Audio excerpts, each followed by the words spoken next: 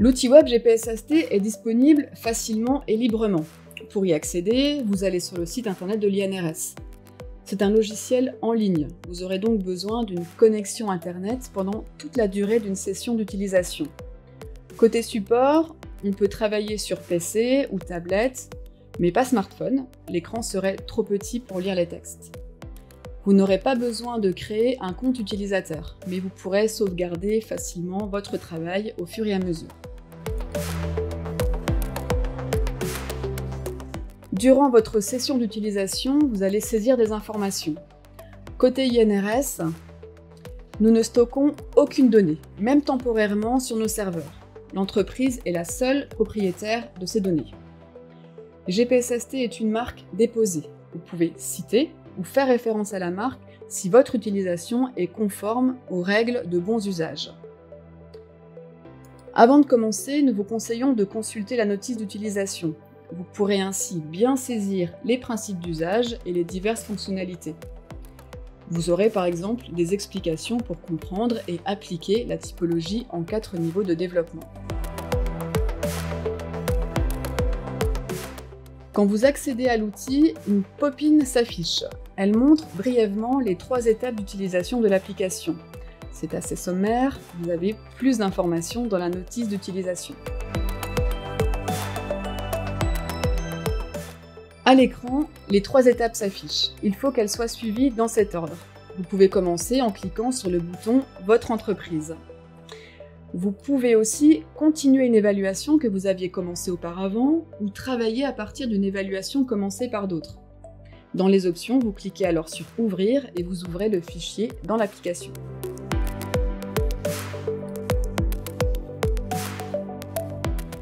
En cliquant sur « Votre entreprise », vous préparez l'évaluation en tant que démarche qui a du sens pour les actions d'amélioration qui seront conduites après l'état des lieux. Dans un formulaire sécurisé, vous inscrivez les informations qui précisent le périmètre de l'évaluation, vous notez le nom de l'entreprise et le nom de l'unité de travail concernée. Ensuite, vous inscrivez les noms des personnes qui participent directement ou indirectement à la démarche. Dans cet exemple, ce sont des pseudonymes. Vous notez leurs fonctions et leur rôle dans la démarche. Si possible, ce sont les mêmes personnes qui participent à l'évaluation et qui organisent les actions de progrès par la suite. Après, vous inscrivez les dates ou périodes de réalisation de l'évaluation.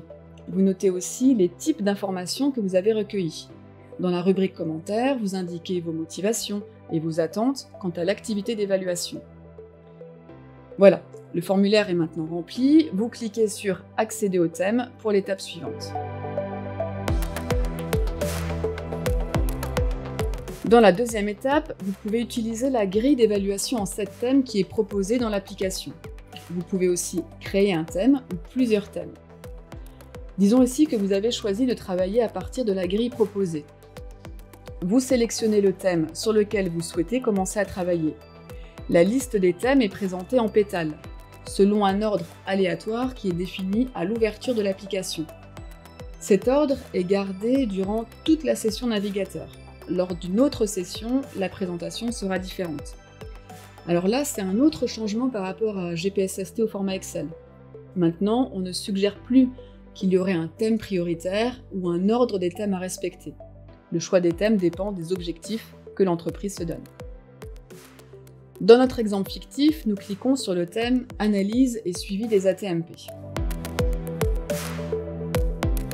Quand vous avez sélectionné un thème, l'outil vous propose 4 rubriques d'aide à l'évaluation. Observation, éléments d'objectivation, analyse, proposition de progrès.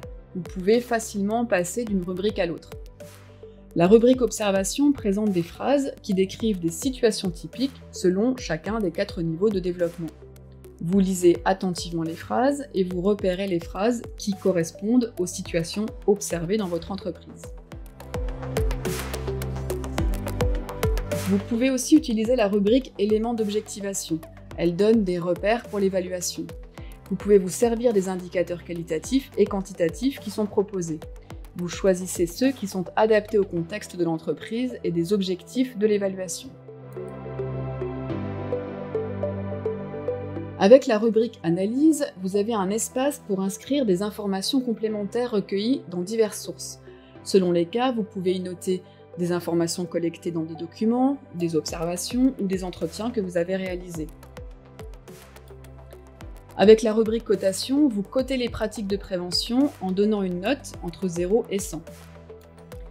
Avec la rubrique Proposition de progrès, vous inscrivez les actions pertinentes pour progresser au niveau supérieur. Parmi les fonctionnalités innovantes de l'outil, on peut parler du choix entre le mode simple et le mode personnalisé. On vient de voir ce que l'on peut faire avec le mode simple. Avec le mode personnalisé, vous pouvez faire un marquage des descriptions de situations. Je vais vous le montrer dans la diapositive suivante. Dans cet exemple fictif, on est dans le thème « Évaluation des risques ». Les évaluateurs ont opéré un marquage des descriptions de situations. Ils ont pu signifier en vert que tel item est pris en considération. En jaune, ils ont indiqué les items qui doivent faire l'objet d'une attention particulière. Ils ont indiqué aussi que certains items n'ont pas besoin d'être pris en considération parce qu'ils ne sont pas pertinents pour l'analyse. Vous pouvez passer d'un mode à un autre sans perdre le fruit du travail que vous avez réalisé. On peut aussi opérer un marquage en couleur pour distinguer un état des descriptions de situation. Lors de la conception de l'application web, on s'est inspiré des modes d'usage fréquents de GPSST au format Excel. On voyait souvent que les utilisateurs imprimaient la grille au format A4 ou A3 et faisaient un marquage avec des surligneurs fluo bien connus. C'est ce qu'on a vu tout à l'heure avec l'exemple fictif. L'application web facilite ce type d'usage. Lors de la conception, nous avons répondu aussi aux demandes récurrentes d'adapter la grille d'évaluation au contexte de l'entreprise. L'application web rend possible plusieurs formes de personnalisation. On peut ajouter ou supprimer des descriptions de situation. Vous pouvez aussi créer un thème à partir de la matrice, ou même plusieurs thèmes, voire créer entièrement une grille d'évaluation. Pour cela, vous retournez sur la page avec des thèmes présentés en rosace.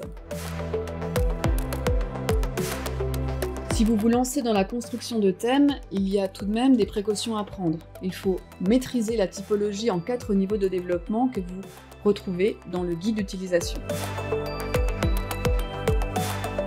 Une fois que l'évaluation est terminée, partiellement ou en partie seulement, on peut passer à la troisième étape, la synthèse. En cliquant sur « Votre synthèse », une synthèse de l'évaluation est générée automatiquement au format .gpsst. Le fichier peut être sauvegardé sur votre bureau ou partagé par email, ou encore être ouvert plus tard dans l'application pour continuer l'évaluation.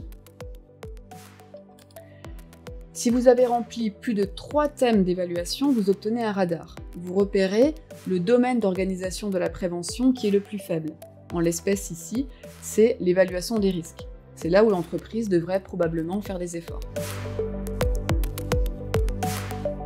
Les propositions de progrès qui ont été inscrites pour le thème évaluation des risques ont été reprises automatiquement dans la synthèse. Vous pouvez ajouter des propositions de progrès, elles seront reprises dans le thème correspondant. En cliquant sur prioriser, vous obtenez les prémices d'un plan d'action. Voilà, vous avez pu voir les principales nouvelles fonctionnalités de GPSST au format web.